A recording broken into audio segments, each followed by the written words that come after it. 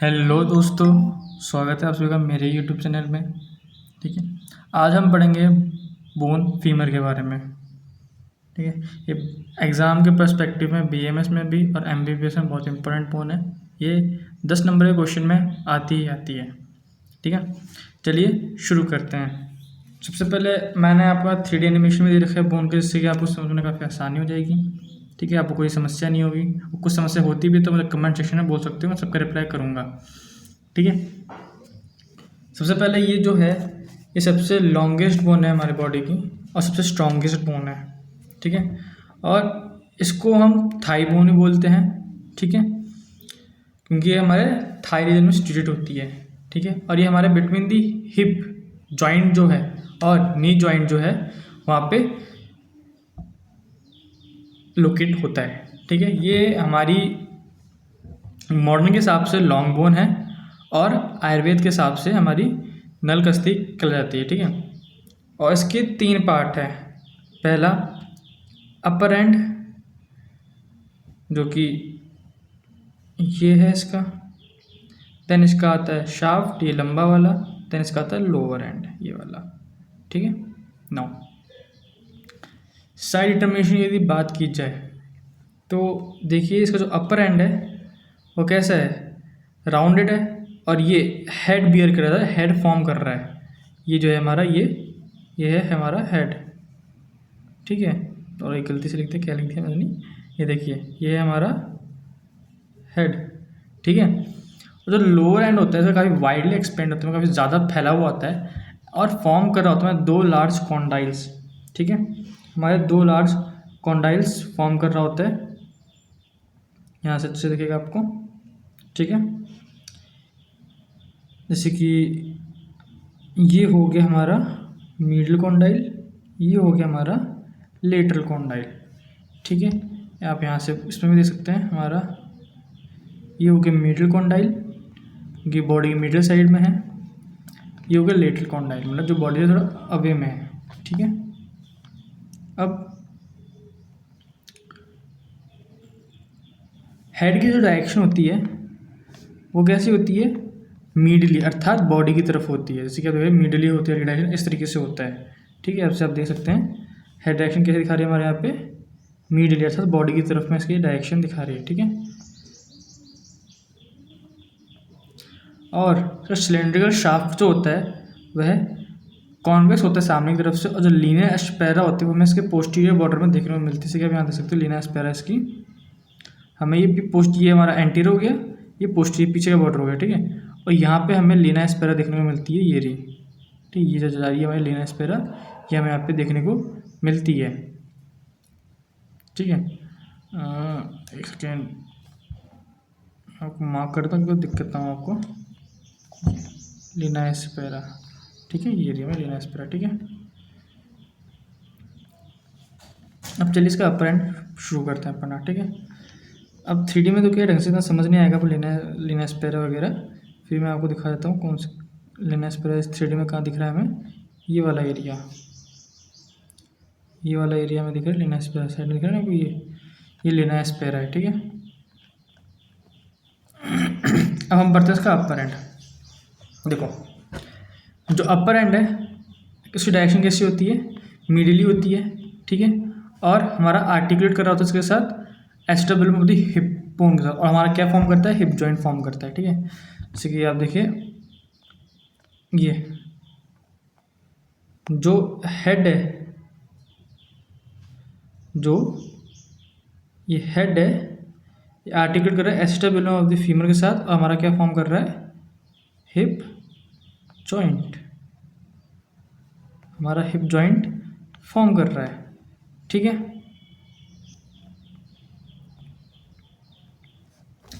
और इसके हेड में हमें छोटा सा डिप्रेशन देखने को मिलता है, आप देख सकते हैं ये रहा वह डिप्रेशन।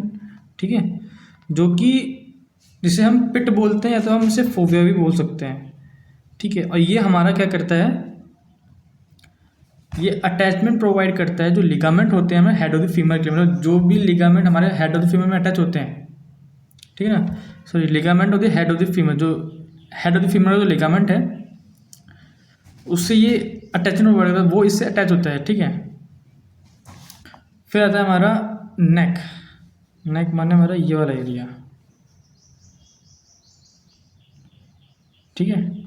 नेक होगी हमारी ये नेक होगी, ठीक है, जो कि 5 सेंटीमीटर लंबी होती है और ये हमारे हेड को शाफ्ट से जोड़ती है, ठीक है ना। ये हमारे हेड को शाफ्ट से जोड़ती है, इसी की देखो ये हमारी नेक है, ठीक है, जो कि हेड को शाफ्ट से जोड़ रही है, ठीक है।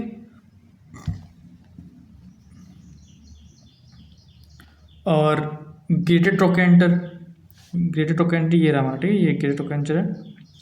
ये एक लार्ज कॉन्ट्रैक्टर प्रोमिनेंस होता है which project upward from the junction of the neck with the shaft. मतलब जो जंक्शन है नेक का शाफ्ट के साथ, ठीक है, उसी के ऊपर की तरफ से ये क्वाड्रेंगुलर शेप में प्रोजेक्ट हो रहा होता है, मतलब दिख रहा होता है, ठीक है। और लेसर ट्रोकेंटर एक ब्लंट कोनिकल प्रोजेक्शन होती है, ये आपको दिख रहा होगा, ये वाला एरिया दिख रहा है आपको, ये एक ब्लंट कोनिकल प्रोजेक्शन होती है, ठीक है, जो कि inferomedial part of junction between the neck and shaft. मतलब इन्फीरियो मिडिल पार्ट में जो जंक्शन है नेक और शाफ्ट का, वहाँ पे हमें देखने को मिलता है। और फेशियली का आपको मतलब एक कहाँ पे फेस कर रखा होता है हमारा, मिडियली और बैकवर्ड, मतलब बॉडी की तरफ है और पीछे की तरफ है, ठीक है। यहाँ पे भी देख सकते हैं आप, मिडियली और बैकवर्ड में, ठीक है।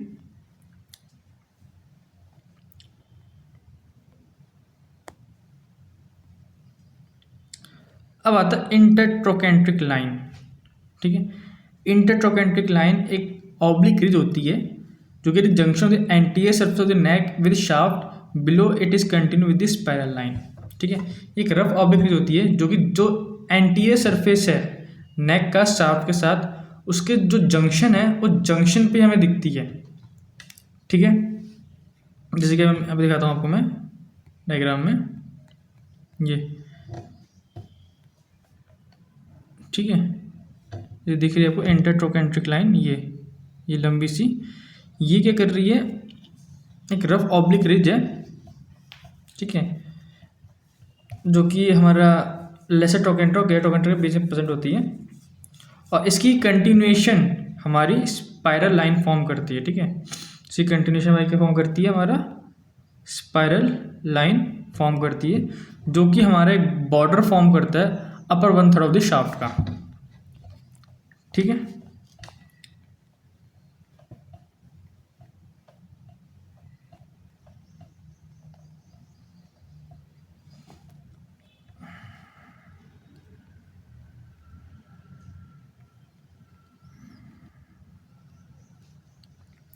शाफ्ट का अपर 1/3 फॉर्म करते। फिर द इंटरट्रोकेंट्रिक क्रेस्ट, एक स्मूथ राउंड रिज होता है जो कि जंक्शन में होता है posterior surface of the neck with the shaft. मतलब ये वाला एरिया जो है ये राउंड रिज है, ये राउंड रिज है, इसे इंटरट्रोकेंट्रिक क्रेस्ट बोलते हैं, ठीक है। और इसके मिडिल पार्ट पे ही हमें यहाँ कहीं पे हमें क्या देखने को मिलता है, यहाँ मिडिल पार्ट में क्वाड्रेंट ट्यूबरकल देखने को मिलता है, ठीक है।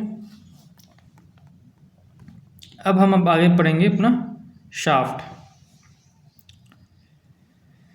जो शाफ्ट जो होती है वो नैरो होती है, ठीक है, और opposite to its middle but expand as it upper end lower. मतलब शाफ्ट जो होती है बीच से तो पतली होती है, अपना अपोजिट साइड्स में बीच से ये अपने अपोजिट में पतली है, लेकिन अपर और लोअर जो है इसका, वह इसका काफ़ी ज़्यादा एक्सपेंड होता है। और ये हमारी 3 पार्ट में डिवाइड हो रखी होती है, ठीक है। मिडिल 1/3 पे, अपर 1/3 पे एंड लोअर 1/3 पे, ये हमारी क्या हो रखी होती है, डिवाइड हो रखी होती है। तो मिडिल शाफ्ट में देखेंगे 3 बॉर्डर होते हैं, ठीक है, 3 बॉर्डर होते हैं इसके। मिडिल बॉर्डर, ठीक है, मिडिल बॉर्डर, लेटरल बॉर्डर, और एक आता है हमारा कौन सा, पोस्टीरियर बॉर्डर, जिसे हम लेना एस्पेरा भी बोल रहे थे, ठीक है। और 3 इसकी सरफेस होती है, मीडियल सरफेस, लेटरल सरफेस और हमारा कहते हैं उसका पोस्टीरियर सरफेस, ठीक है। सॉरी एंटीरियर सरफेस है ना, एंटीरियर सरफेस। और वहीं बॉर्डर, अब हम अपर 1/3 का देखें, इसके 4 बॉर्डर होते हैं, medial border, lateral border, spiral line, gluteal tuberosity, और 4 ही सरफेस होते हैं, medial surface, lateral surface, anterior surface and posterior surface. ठीक है, ये देखिए आपको दिखाता हूँ। ये स्पाइरल लाइन आपको दिखा दी जो बॉर्डर बना रही है। ठीक है, फिर ये ग्लूटल ट्यूबरसिटी। ठीक है, बाकी एंटीरियर बॉर्डर, पोस्टीरियर बॉर्डर तो आगे पीछे आप समझ जाओगे। ठीक है,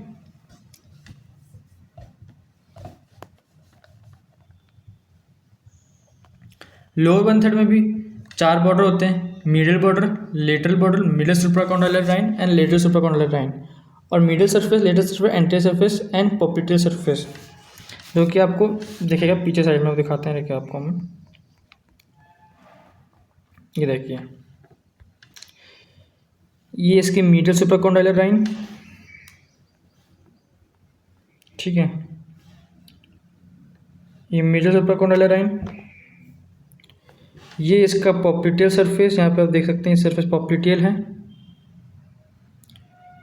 ठीक है, ये इसकी लेटरल सुप्राकॉन्डाइलर लाइन है, और फिर अपना एंटीरियर बॉर्डर और पोस्टीरियर बॉर्डर।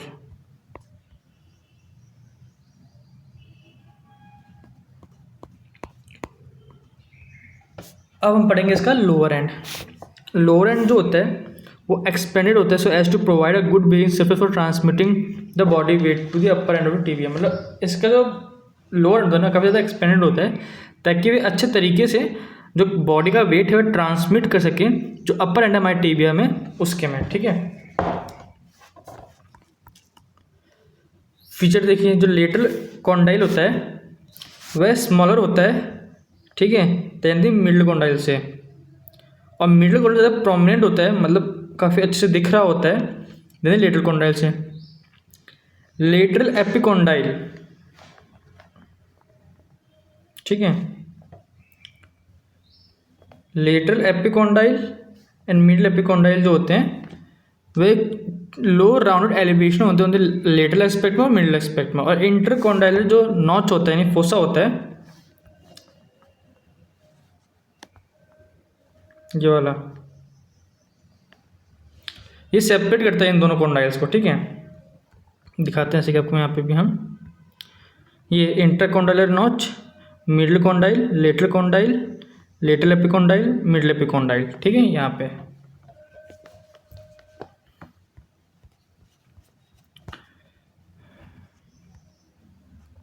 अब इसका आर्टिकुलेटिंग सबसे जो आर्टिकुलेट करेगा मेरा पैटिला के साथ और टीबिया के साथ ताकि नी जॉइंट बना सके। ठीक है, तो एंटीरियर सरफेस, पोस्टीरियर सरफेस और इन्फीरियर सरफेस हर एक कॉन्डाइल की हाइलिन कार्टिलेज से क्या होता है कि वो आर्टिकुलेटिंग सरफेस में मतलब जुड़ने के लिए रेडी हो सकें। ठीक है, और ये जो आर्टिकुलेटिंग सरफेस 2 पार्ट में डिवाइड है, upper patellar surface and lower tibial surface. ठीक है, for articulation of the condyles of the tibia applied aspect देखते हैं। ठीक है, spiral fracture of the shaft of the femur below the age of 16 years. ठीक है, मतलब स्पाइरली हमें फ्रैक्चर देखने में मिल सकता है फीमर, कॉमन किसमें होता है below the age of the 16 years, और नेक होना, शाफ्ट नेक होना फीमर का फ्रैक्चर वो हमें 60 के ऊपर के देखने में मिलता है, और जो लड़की इसको हम सेनाइल डिजेनरेशन कहते हैं। ठीक है, फ्रैक्चर ज़्यादा हमें कॉमन कहाँ देखने में मिलता है लड़कियों में अधिक लड़कों से कंपेरिजन में। क्यों? क्योंकि बोन वीकेस्ट होते हैं, इनका टेस्टोस्टेरोन नहीं एस्ट्रोजन पाया जाता है। ठीक है, और ओसिफिकेशन सेंटर कितने होते हैं में प्राइमरी सेंटर में 1 और सेकेंडरी सेंटर 4। ठीक है, ये सब MCQ में पूछा जा सकता है, तो आप इसे अच्छे ध्यान रखें, और जो मैंने समझाया है आप इसको ऊपर देख लें, और ये एक बार बोन वगैरह जो है इनके स्ट्रक्चर वगैरह एक बार देख लीजिएगा आप, है ना, ताकि आप अच्छे से समझ सकें और कर पाएँ, और कुछ भी डाउट हो हमें कमेंट सेक्शन में पूछ लें, और ऐसे आने वाली वीडियो के लिए मेरा चैनल सब्सक्राइब कर लीजिए। Thank you.